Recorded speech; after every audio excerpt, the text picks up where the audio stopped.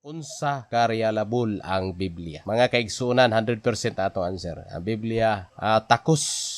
Aduna siya'y katakos, aduna siya'y sakto nga kamatuoran. Kini igo na alang sa atong kaluwasan nga diin igsuon 100% ang Biblia atong pagatuhuan nga kini adunay katakos sa paghatag sa tubag sa tanang pangutana sa tao, adunay katakos sa pag-angkon sa tao sa tanan niyang gitinguha pinaagi sa espirituhanon man o bisan pa man sa ato mga lawas nun. Ang Biblia nagasulti sa tanan nga puro tinuod.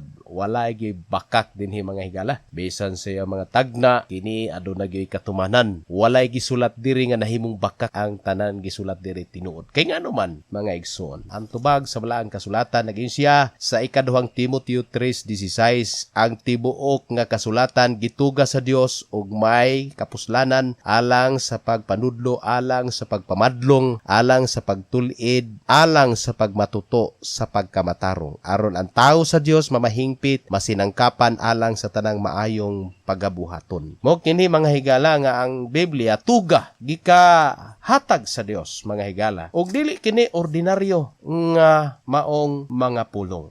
Biblia nagalangkob sa daghang mga libro. Muning gitawag siya Biblia kay naglangkob siya sa daghang mga libro. Kung wa kay library sa imong balay, kung na kay Biblia, library nimo ang Biblia.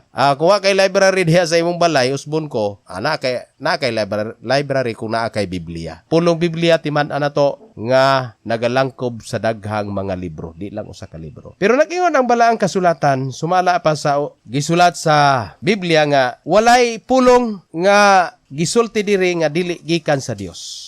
Ang matag pulong nga niya dinhi mga higala gikan gyud kini sa Dios. Kay ngano man kini matud pa sumala sa ikaduhang Pedro kapitulo 1 bersikulo 21. Asugdo nato sa bersikulo 20. Kinahanglan inyong mahibaloan kini. Una sa tanan nga walay propesiya dinhi sa kasulatan nga arang kahimuan sa kaugalingon nga pag na panabot. Tungod kay wala may propesiya nga miabot pinaagi sa pagbuot sa tao, hinuon minanduan sa Espiritu Santo na nagpanulti ang mga balaang tao sa Dios. So ang nagsulat nini mga higala, mga balaang tao sa Dios, og ang tanan nilang gisulti kini minanduan sa Espiritu sa Dios. Kamatuoran, si Moises nagsulat sa Genesis, milabay na ang ginatos nga mga tuig, ay pa si Moises nagsulat sa maong libro sa Genesis. Ang libro sa Genesis, nagkahulugan sa libro sa sinugdanan, mo ni ang atong mainumduman. Libro sinugdanan, o kumuhingon ta nga sinugdanan mga higala, dapat si Moises, iyan ang nahibalaan sinugdanan, pero makita nimo ang buhat sa Espiritu Santo nga, Moises isulat kini. Gimanduan siya sa Espiritu. Sa ato pa, ang tag-iyan ining pulong ang Espiritu Santo. Ang nagsulat, igo ra gid siya nagsulat. Pero kini mga nagsulat, mga tao ni nga mga balaan nga mga tao sa Dios. Mga tao sa Dios nga mga balaan. Pinili sa Dios ang mga nagsulat. So, naapay daghang mga kamatuoran. Nga ngayon nato tawgon nga ang Biblia usa ka ryalabol.